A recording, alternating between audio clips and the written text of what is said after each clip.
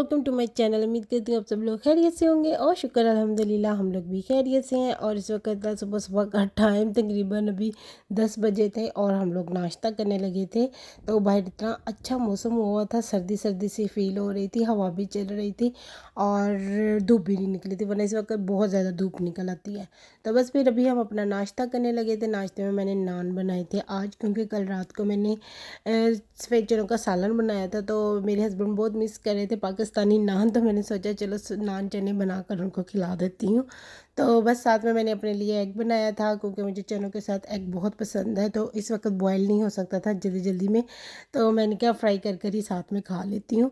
तो बस फिर ये हमारा नाश्ता था। उसके बाद थोड़ी मैंने अपनी स्किन केयर करनी थी तो मैंने बेसन लिया, उसमें नींबू के रस डाला, उसका पहले मसाज किया, उसके बाद मुँह को धो लिया, फिर मैंने दही लिया, फिर उसमें मैंने चावलों का आटा डाला, उसके साथ मसाज किया, और लास्ट पर अब मैं ये मैदा दही और बेसन लेकर इसका मैं मास्क बनाकर मुंह पर लगाने लगी थी। ये बहुत अच्छी रेमेडी है और चेहरा इससे बहुत ज़्यादा ग्लो कर जाता है, और हम लोग अक्सर होम रेमेडी ही यूज़ करते हैं अपने चेहरे के लिए। और बस फिर उसके बाद मैं अपने लिए ज्वेलरी वगैरह डिसाइड कर रही थी, क्योंकि थोड़े दिनों तक मेरी जो नीस है उसकी बर्थडे है तो मैंने क्योंकि शिफ्टिंग की थी अपने घर में, तो इस वजह से ना थोड़ा सामान जो था ना वो मैंने ऐसे ही पैक कर लिया हुआ था। तो मैंने सोचा आज ही कुछ निकालती हूँ और इनको तरतीब से रखती हूँ, कहाँ कहाँ पर इनको रखना है कैबिन में। तो साथ में ना वो डिसाइड कर लेती हूँ कौन से इयरिंग्स पहन के जाने, क्योंकि मैंने कपड़े तो डिसाइड कर लिए थे। मेरे पास ब्लू कलर का एक सूट था, फ्रॉक, तो मैंने सोचा था वही पहन के चली जाऊंगी। तो उसके साथ अब इयरिंग वगैरह ढूंढने पड़ेंगे। अब मेरे पास ना एक नेकलेस है ब्लू और वाइट कलर का, और मेरा जो फ्रॉक है वो भी सेम ब्लू और वाइट है। तो वो मैं ढूंढने लगी हुई थी कि मुझे मिल जाए, तो फाइनली वो मुझे मिल गया। पहले मैंने एक वाला वो देखा उसमें से मिल जाए, लेकिन उसमें से नहीं मिला। फिर मुझे अपना दूसरा डब्बा निकालना पड़ा। मैंने कहा अच्छा इसमें तो होगा ही होगा लाजमी, क्योंकि यही दो डब्बे हैं और बाकी सारी तो छोटी छोटी डिब्बियाँ हैं जिसमें मैंने अपने रखे हुए हैं चीज़ें। तो फाइनली मुझे मिल गया था। अब मैं निकाल कर आपको दिखाती हूँ कि जो मेरे ये बहुत छोटा सा है लेकिन बहुत प्यारा खूबसूरत सा है।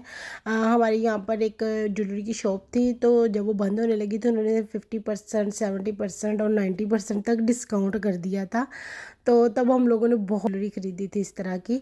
तो और काफ़ी अच्छी प्राइस में हमें मिल गई थी, 1-1 यूरो में, 2-2 यूरो में। इतने अच्छे बने ये मिलते नहीं है, बहुत एक्सपेंसिव से होते हैं।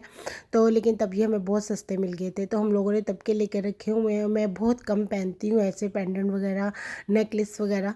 तो अब मेरा दिल कर रहा था पहनने के लिए, तो मैंने सोचा चलो अब ढूंढती हूँ और वो निकाल कर पहनती हूँ। इसके इस तरह मुझे नेकलेस मिला था, बाद में मैंने इसके साथ मैचिंग एयरिंग भी ढूंढ लिए थे, लेकिन शुक्र है मुझे मिल भी गए थे।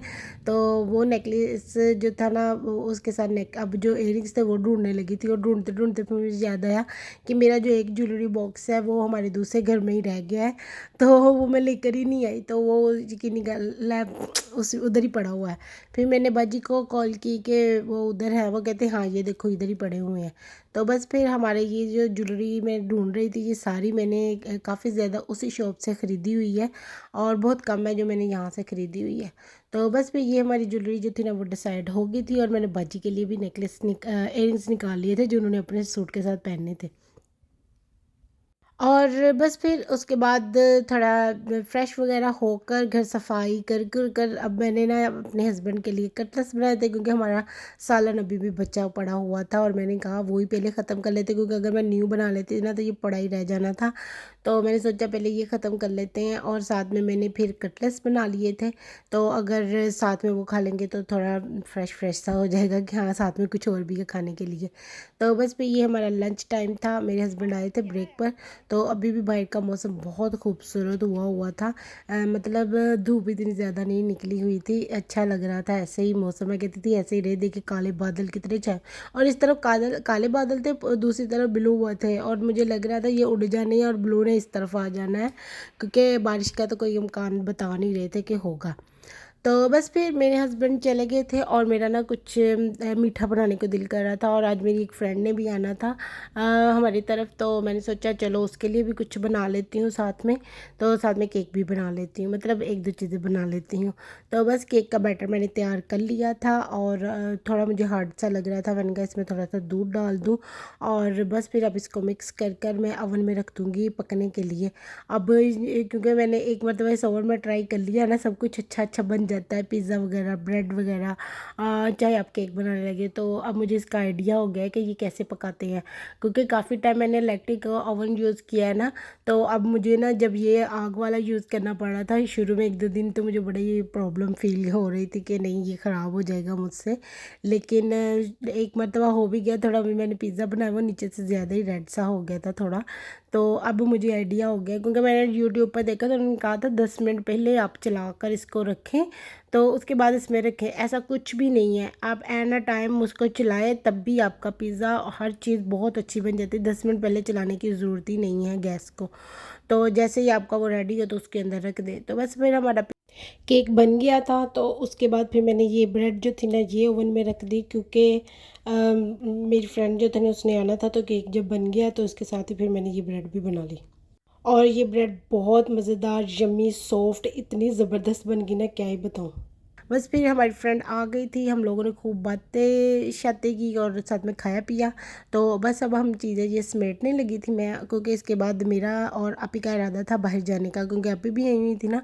तो फिर हम लोग का इरादा था बाहर जाने का। मैंने थोड़ी सी ग्रोसरी करनी थी और आपी ने भी कुछ लेना था, तो मैंने सोचा चलो ये हो गया है फ़ारग हम लोग, तो अब हम बाहर जाते हैं ग्रोसरी करने। और बाहर क्योंकि फेस्टिवल शुरू होने लगा है यहाँ पर, रोज़ेस द रियूज़, तो मेरे ख्याल में इस वीकेंड पर होगा। तो इस वजह से इतना ज़्यादा बाहर ये जगह जगह पर उन्होंने लगाए हुए थे। तो अब देखते हैं कितनी अच्छी डेकोरेशन करते हैं। वैसे तो आजकल मौसम बस आपको बताया है ना, ऐसे ही लग रहा है बारिश होने वाला। दोपहर में हालांकि थोड़ी बारिश हो भी चुकी है एक मरतबा, तो लेकिन अच्छा लग रहा है। बस फिर हम लोग ग्रोसरी करने के लिए जो गए थे वो कर कर आ गए हैं। ये देखें ये सारी ग्रोसरी की थी, और मैंने अपने ना तकिए ख़रीदने थे दो, तो साथ में मैंने वो भी ख़रीद लिए, क्योंकि मुझे काफ़ी ज़रूरत थी उनकी। तो शिफ्टिंग के दौरान मैं काफ़ी टाइम कह रही थी अच्छा न्यू तकिए लेकर आऊँगी, न्यू तकिए लेकर आऊँगी, जाया नहीं जा रहा था। आज फाइनली मैंने आपी से कहा हम जल्दी निकल आए, क्योंकि मोस्टली हम सिर्फ वॉक के लिए निकलते हैं। तो आज जल्दी नीचे चले गए, तो मैंने कहा पहले तकिए ख़रीदेंगे फिर बाकी का काम करेंगे। और बस फिर रात के टाइम क्योंकि मैंने और अपी ने ब्रेड वगैरह जो बनाई थी वही खा ली थी, तो मैंने कहा कुछ अपने हस्बैंड के लिए बना लेती हूँ, क्योंकि मैंने खाना तो बनाया नहीं था। तो वो ब्रेड ही थी, तो मैंने सोचा था अपने हस्बैंड को चलो पिज़्ज़ा बना दूँगी, उनको पसंद भी बहुत ज़्यादा है। तो उनके लिए फिर मैंने पिज़्ज़ा बना दिया था। और बाहर आज हमारे रेस्टोरेंट जो थे ना वो बंद हो गए हुए थे, कुछ ही लोग आकर बैठे हुए थे, कुछ लोग उठकर जा चुके थे। लेकिन वो चीज़ें अपनी समेटने लगे हुए थे कि ये लोग उठेंगे तो ही वो उठाकर अंदर रखेंगे। तो इस वजह से ना हमारी गली में काफ़ी रश रहता है और रौनक भी रहती है, और इतना फील नहीं होता कि आप तन्हाई तन्हाई में रहते हैं।